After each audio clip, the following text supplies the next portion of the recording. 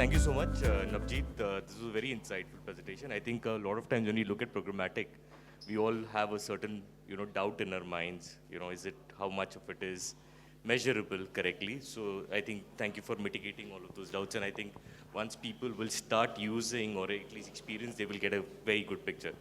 Uh, so because you've taken, some effort to talk to the audience about what Kargo is. Saurabh, I'd want to, begin with you and try and understand what you do. So a lot of, Saurabh does some very, for my language, it's very high-tech tech work. But just to simplify it for the people, you've been speaking about open internet, you've been talking about customer data privacy, and then creating that platform. So tell us, in short, what do you do, and then we can try and take it from there. Sure. So hi everyone. I'm a third-time entrepreneur. Prior to that, I've sold last two companies, one to Times Internet and one to a UK-based private equity fund. So we started verysmart.ai with a vision that how we can democratize the global data intelligence. It means now wherever you go, you find every other organization where a consumer touch point is being present, whether a telecom or a bank or a OTA, e-commerce brand and everything. They all have different set of intelligence about you. So in order to democratize this data intelligence in a privacy compliant manner, we created a blockchain-led infrastructure. This data infrastructure help all the organizations to marry data with each other and remain privacy compliant as per the privacy laws of that particular landscape. And that's where this intelligence can further be used for ad funnels, for risk mitigations, for identifying right set of audience at the internet, and similarly more. So we are solving this problem at a scale, and we have more than 580 million consumers being connected to this framework, which is creating positive impact at scale. So that's what we have been doing. So just trying to maybe understand what you've been saying. At one end of the spectrum, there is open internet where, you talk about everything which is open for consumers. There are no restrictions. At the other end, there is this entire privacy concern. What you're trying to do is you're bringing together the open internet as well as consumer data privacy and helping brands now just to try and maybe give us a use case of how does it, translate into helping what brands can do with your data. So if a new brand wants to launch, or if there is a brand which is already existing, and they would want to use the 580 million consumer data base which you have, what are specific data points which they can use, and how can you help them utilize this 580 million database effectively to scale up their marketing efforts? Got it.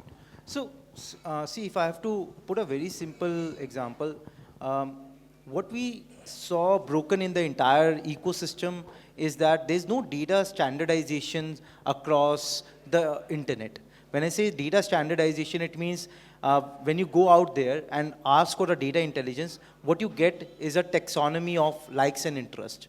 This is a broken taxonomy because you're not able to convert a consumer to a customer without knowing whether they can possibly spend in your category or for your brand product itself. And are you the right set of reaching out to the customer who has real pocket to spend for it. So bringing all that intelligence together requires not one organization or two organizations, but a larger ecosystem to work together.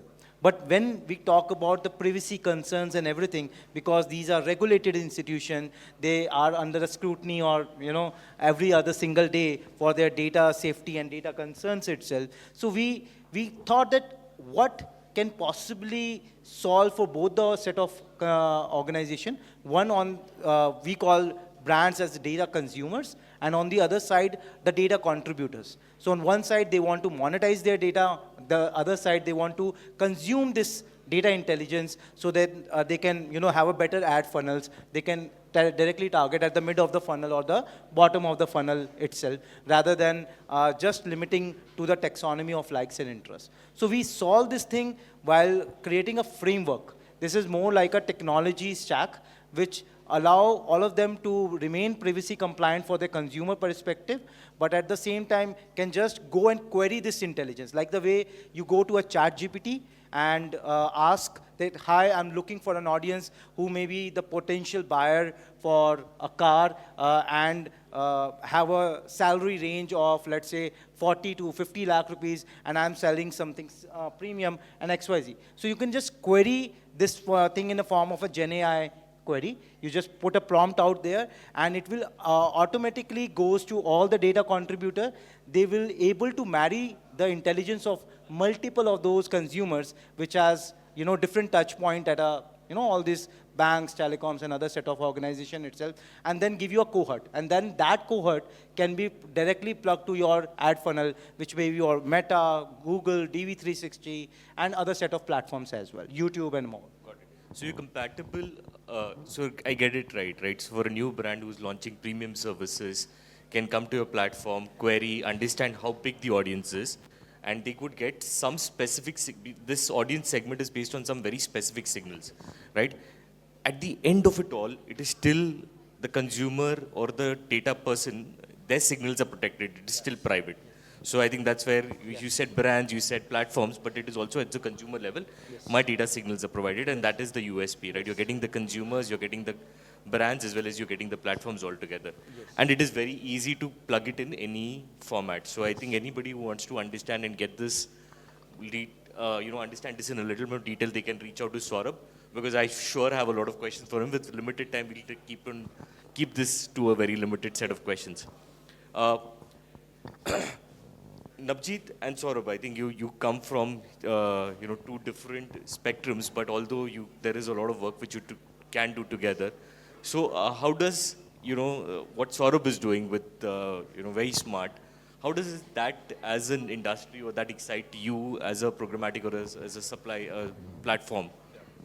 Fantastic. So programmatic, as I said in my presentation also, has got a lot of issues in India. We are still catching up to the Western markets, right? The US and the other markets. If I talk about numbers itself, in India, 50% AdX goes to digital. Last year, the numbers are still not out because it's still January 17. 50% will come to digital. This year, the prediction is it will be 55 to 60%.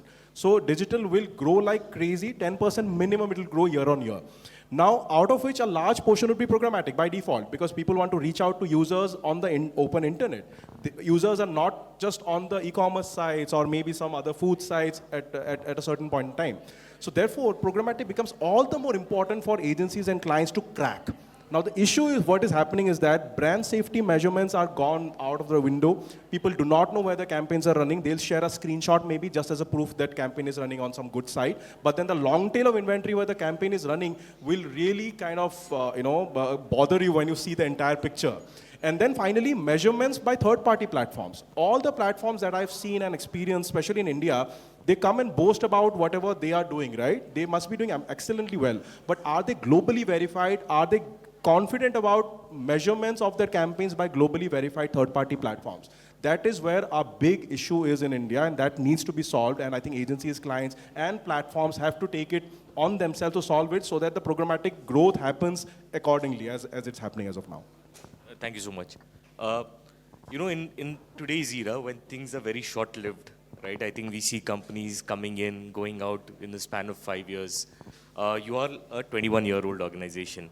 I think there is something which I can take away from this is that you bet big and you bet long, right? So, and it's taken you some time to come into India. So that's unfortunate. But now that you're here, what is your vision for, or what are your long-term plans for India? I'm sure that there has been a lot of thought of Kargo coming into India which is in a competitive field as such. So what are your long-term plans for India, and what do you think, can clients take away from what your long-term plans are?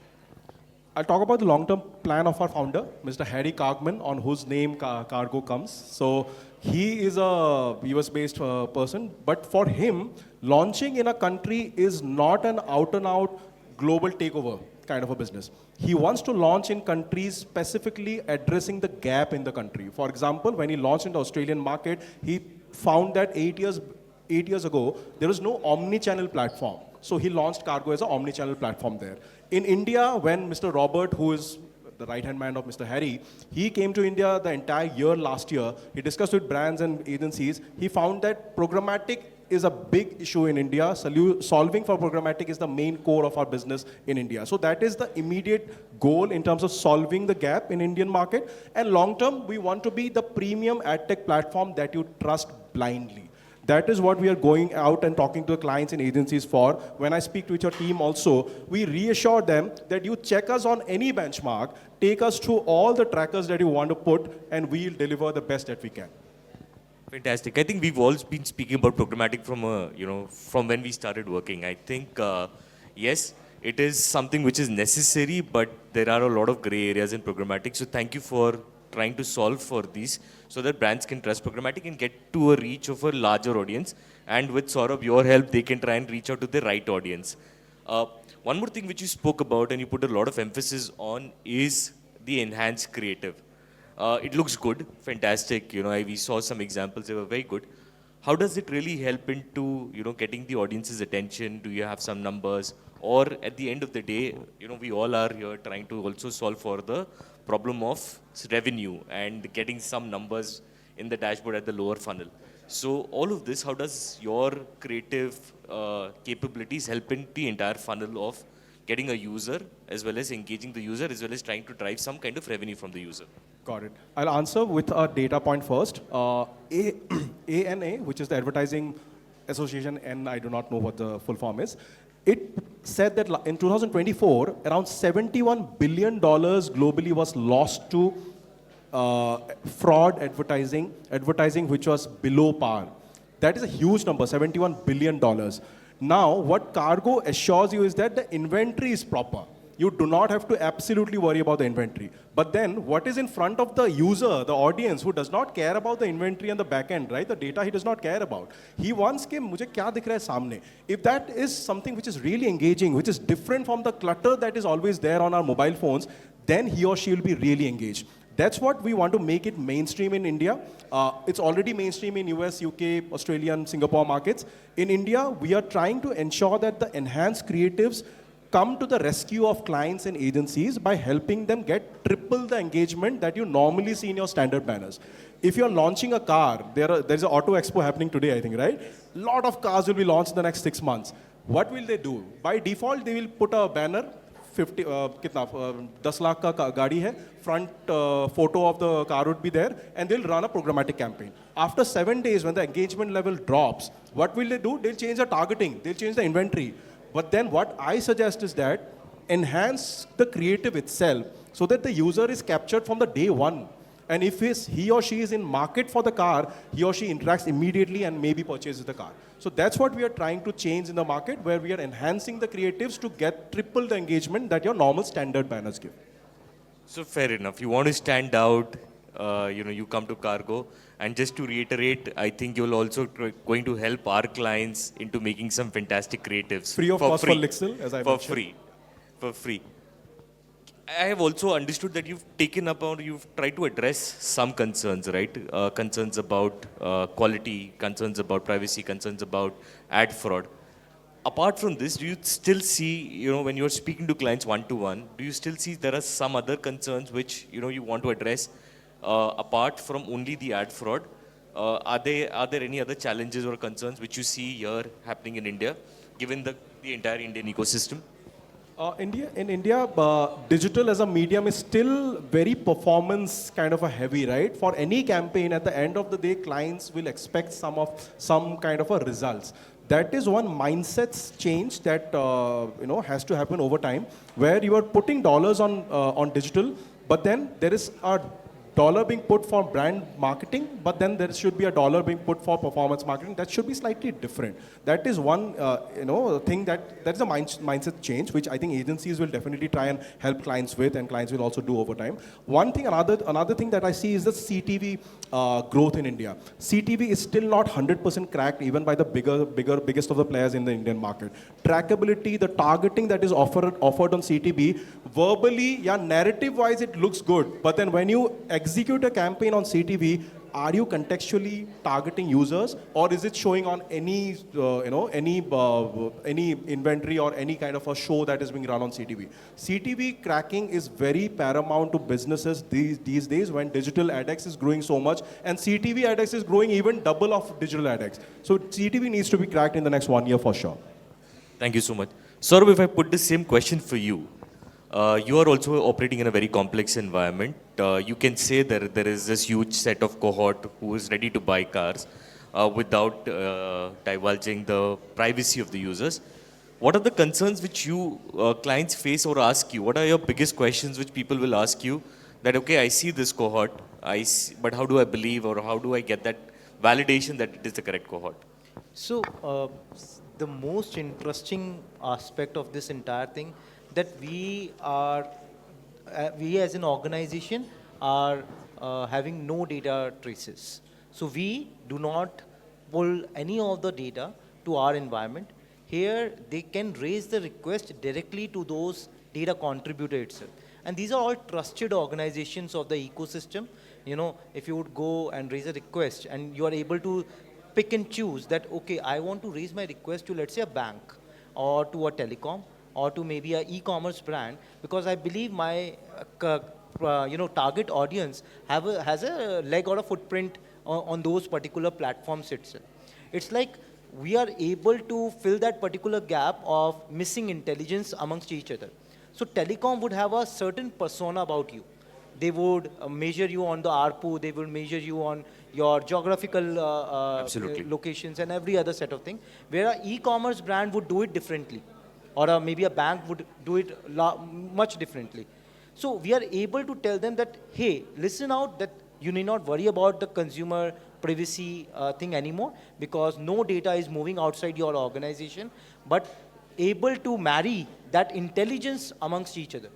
That is where the key is. So the trust is being built while storing no data and becoming a technology to prove that trust in a trustless environment. Because when you talk about any brand coming to the platform, they will say, hey, what Very Smart brings on table, which maybe any other agency or any other organization would not have.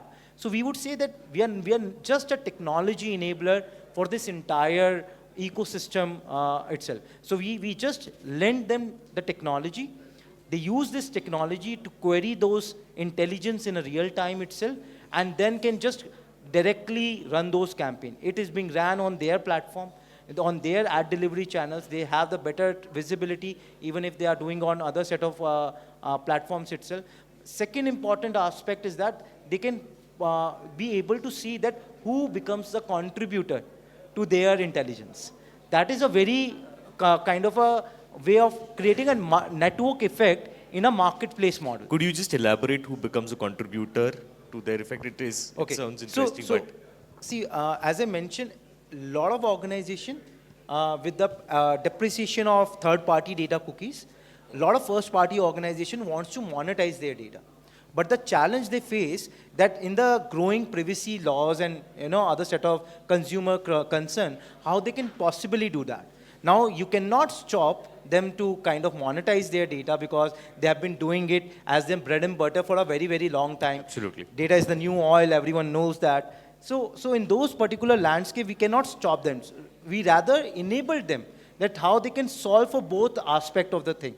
Consumer, the brand, and as well as for themselves. We then provided them this technology layer where they're monetizing their data, and we call them as data contributors.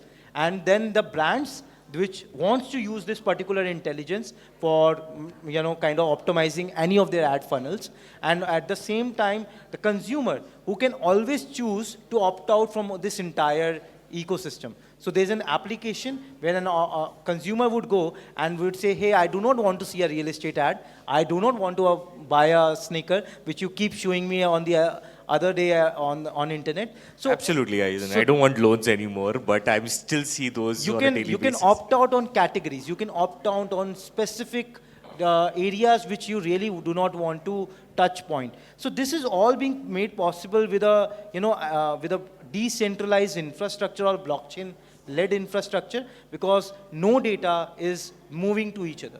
and they are still connected on a network layer for intelligence. Amazing. I think whatever I have understood is that while you are trying to bring everybody together, but without, uh, maybe infringing on anybody's privacy, you're also helping data contributors to earn more money. You're helping brands to get more specific and much more targeted, obviously with Kargo's help as well, to try and reach out to the users, as well as you're also at the other end of the spectrum as a consumer at some point of time. You're also trying to help me provide my data privacy by not divulging information, and as well as giving me the opportunity to move out of the entire ecosystem if I want to. Yes. So fantastic. Lastly, I think a lot of times we always have, we all love to predict India World Cup jeetega, yeah, what is going to happen. Now what is going to happen with Trump coming up as the president, I think it's a concern which we all have. But I think we leave the Ukraine war will end or not. But we leave the larger concerns for later, maybe over drinks tonight. What are your predictions for 2025? If you have to look at top 2 or top 3 predictions of 2025, we, as an organization, we've been putting together a lot of effort to try and figure out there is hyper-personalization, there is online to offline, there is, going back to retail. But, and any of these, how is Kargo going to be contributing to help brands scale their business or scale their revenue? I'll start off again with data. Love data. As a market, as an overall market, I predict that in 2025, we'll breach the 1,20,000 crore mark for the first time in India in terms of advertising. I'm not talking about digital, but overall. I also predict that out of that, around 70,000 crore rupees would be from digital. And within that, of course, programmatic would always be amongst the top. In terms of channels or media channels, which will drive a lot of revenues, because video is always growing. Ever since the pandemic, video has grown double digit, even much more than the digital AdX itself. Therefore, video will continue to grow in 2025 as well. That's an easy prediction. CTV, as I said, firstly, but we have to figure out the targeting on CTV. That is a big issue, and I'm sure a lot of platforms are attending today will also try and solve for that. That is another prediction. Where does Kargo come into the picture? We come into the picture in terms of reassuring our brands and clients that all your campaigns are measurable, are running on proper inventory. You want to vet us, you want to check us, you can do that. And secondly, we want to assure you that your creatives would look the best that has ever looked. That is something which we are, as of now, offering as free, as I said, to Lyxel clients and whoever is attending. But eventually, over the period of time, we believe that this enhanced creativity on creatives would take the industry by storm, and it will not remain just one try karke dekhte hain, moment for the marketeers. Thank you so much. But I think your first prediction, which you said earlier in the day, that 55 to 60% of AdX will be not digital, I think that is what stayed in my mind, and that's what is helping us get up every day and come back and hear and help clients reach out. Yeah, absolutely. I think that's the larger prediction. And that's important because this 55 to 60% with Kargo as well as with Very Smart can be more efficient. You're not losing money. $72 billion, as you said, is an ad fraud, and that is what is known, is a huge number by itself. So what we can try and do is whatever money we're trying to spend as brands or as agencies which we are helping orchestrate this spend for brands can be much more efficient. And I think the numbers which you mentioned are good enough for us to believe and trust.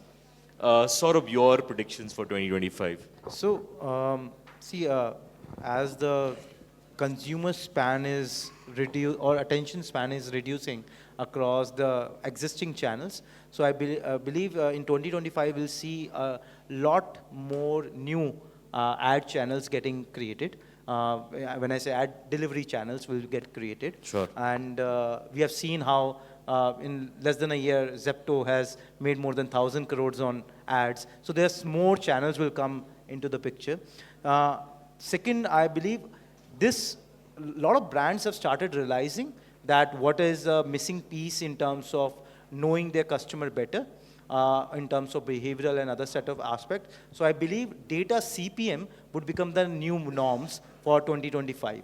That's interesting. That's a new term. Yeah, so far we have been all talking about the ad delivery CPMs and other set of things, but I believe data CPM would become the new norms because this is something which we have been noticing from almost the all large agencies as well as the brands as well, who started realizing the value and the standardization of the data thing itself.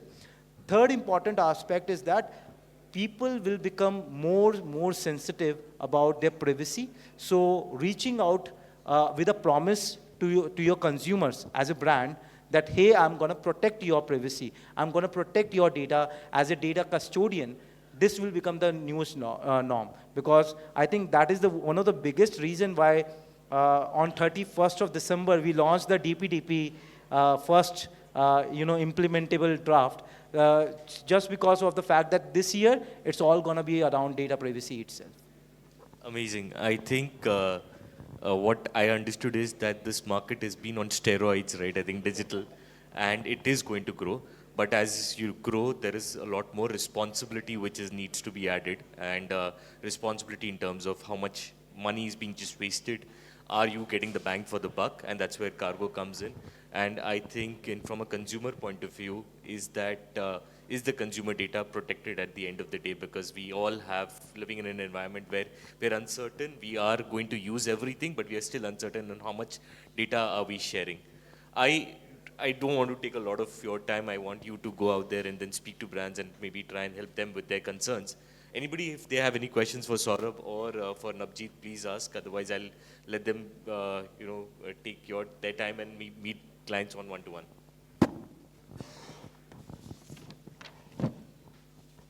Fair. I think the stage is open for you guys. All the very best for your entry into India. It's a little belated though, but I think wish you all the very best, and I hope you find some good clients and case studies here to show in the next year when we catch up in the next AOP plan.